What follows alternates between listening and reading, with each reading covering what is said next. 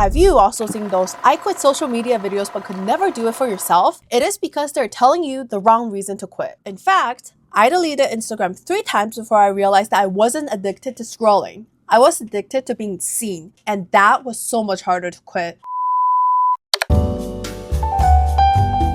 Hello. My name is April and I'm a 24-year-old software engineer living in Seattle. About 4 months ago, I deleted Instagram, TikTok, Snapchat, Reddit, virtually every single social media on my phone. And this time, I'm not going back. But before you click away, this is not another doom scrolling is killing me type of video. I deleted Instagram because I want to force myself to stop posting on it. I know that probably doesn't sound intuitive. In fact, it took me 3 attempts and 1 brutally honest question from my boyfriend that I couldn't answer. Who are you trying to impress? The real problem wasn't screen time or doom scrolling. It was that I stopped living for myself and started performing for my perfect life online. So in this video, I'll go through my 3 attempts at quitting Instagram, what I learned from each attempt, and how I finally broke free. But the lesson applies to all social media out there. And let's get started with my attempt number 1. My first attempt at deleting Instagram came after a friendship breakup. After removing myself from that friend group about a year ago, post-breakup, I felt miserable every time I opened Instagram. I knew the consequences when I left that friend group, but I did not know that the repercussions would be so strong. I would still see the tag posts from the other mutuals that we have, and it made me feel this weird mixture of feeling of both missing them and resenting them at the same time. So I deleted the app, and that also led me to finally posting on YouTube because I stopped perceiving what others might think of me. But that didn't last for too long. Last December, I went with my mom to Toronto, and before the trip, I really wanted to meet up with a friend who lives in Toronto, but our only contact is on Instagram. So I downloaded the app back again. Luckily, I was able to meet my friend in Toronto. We had a great time, but at the same time, I also realized that over the past couple of months,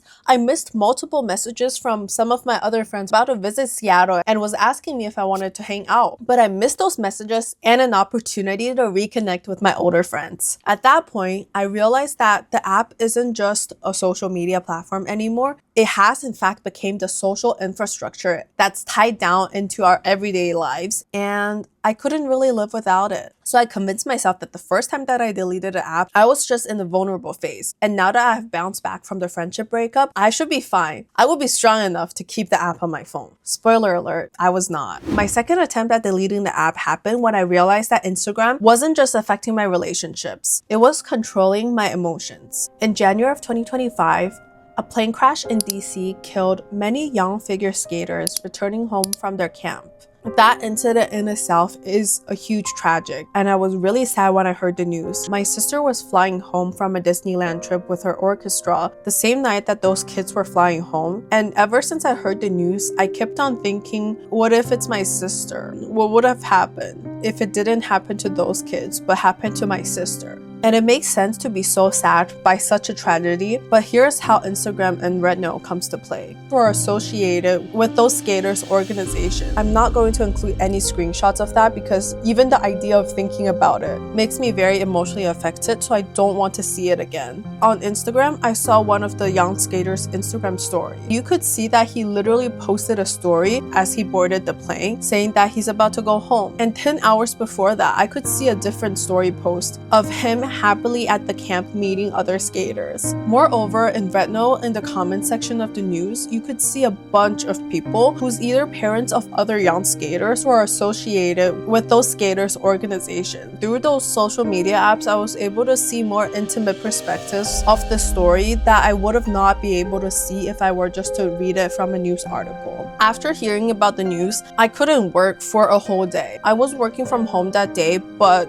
what really happened was I was mostly crying in my bed. Thankfully, my mom called me and I told her about how I felt. We talked through the whole situation and she convinced me to delete Instagram, Reddit, and TikTok and stop looking at the reports of this tragic news anymore. I couldn't do anything about it, but by diving into this issue at a deeper and a deeper and a deeper level, I was doing nothing besides sabotaging my mental health. And after deleting those apps, I was finally able to pull myself out of the sadness and going back to working as well well as living my personal life. But not too long after, one of my friends lost her phone, and while she was waiting for her replacement phone to ship, there was a prolonged period where she doesn't really have access to a phone number. So instead, I had to download Instagram back for the sake of messaging purposes. At that point, I just felt defeated and trapped. I know that Instagram was making me miserable by consuming other people's tragedies until I couldn't function. But at the same time, it is the only tunnel for me to keep up with a lot of the friends and how I stay connected with the world. After I re-downloaded, I also got such as the news of the Ukrainian girl who got stabbed in the subway of North Carolina and the original footage of the assassination of Charlie Kirk, and those definitely affected me as well. So I started curating my feed, muting myself from more accounts, trying to use Instagram in a healthy way that doesn't affect my mental health too much. But then I started noticing something else, something more subtle, but just as insidious. Instagram isn't controlling what I consume anymore, but it was controlling what I was doing with my life. I started catching myself making decisions based on how I would look on Instagram instead of how it actually feels to me. The pattern that I started noticing was that I started choosing activities based on how they look on Instagram. For example, I noticed that I would choose photogenic restaurants over the ones with actual good reviews, and right before every meal, I would take pictures of the food and jokingly call it, "The phone gets to eat first." Sure, with my perfectly curated feed, I don't really scroll on Instagram anymore, but I noticed that my app usage was still high, and the reason is because every time I post a story, I would go to my story page, scroll up, and check who has viewed my story so far. But at that point, I didn't really connect the dots. Last July 4th, me and my boyfriend went to Glacier National Park. It is one of my ultimate destinations, and we drove 12 hours overnight to get there from Seattle. And on the second day of the trip, we were paddleboarding on the beautiful Lake McDonald. The glacier water was so clear, and the view of the mountains was also great. But what did I do on the paddleboard? On that beautiful glacier water,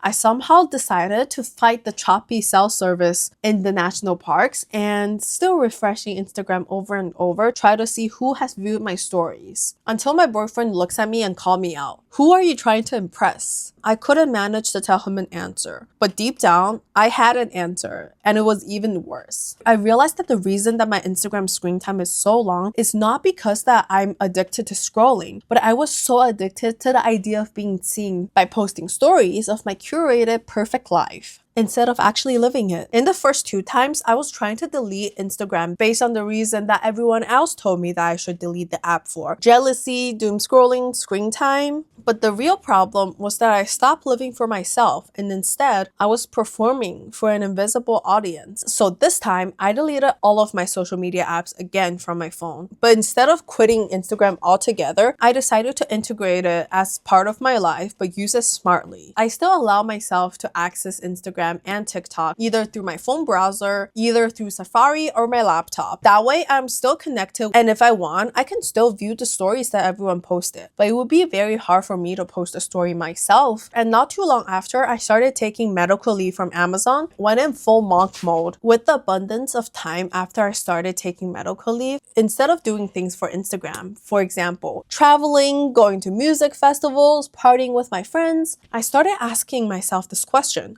what would I do if no one is watching? And that's when I decided to drive myself to a little cabin in Canada and go on a journaling retreat, started posting consistently on YouTube, and honestly, this makes me so much more happier. Granted, I still don't have it all figured out. In fact, using Instagram on my browser makes me the slowest responder of everyone. And sometimes I'm even 2 days late to responding questions or reels that people sent me because I simply don't have the urge to check Instagram on browser that often. So if any one of you has watched until here and you have a working system of Instagram, please let me know in the comment section because I could really use some help in developing an even better system for myself. And by the way, this video is not meant to be anti-social media. I still use all of the social medias, just in moderation and with a healthy system that balances my mental health. And with that, thank you so much for watching this video. Let me know in the comments below on whether you have tried a social media detox, how it worked out, or whether you're planning to do it in the near future. Thank you so much for watching. I'll see you in the next one. Bye!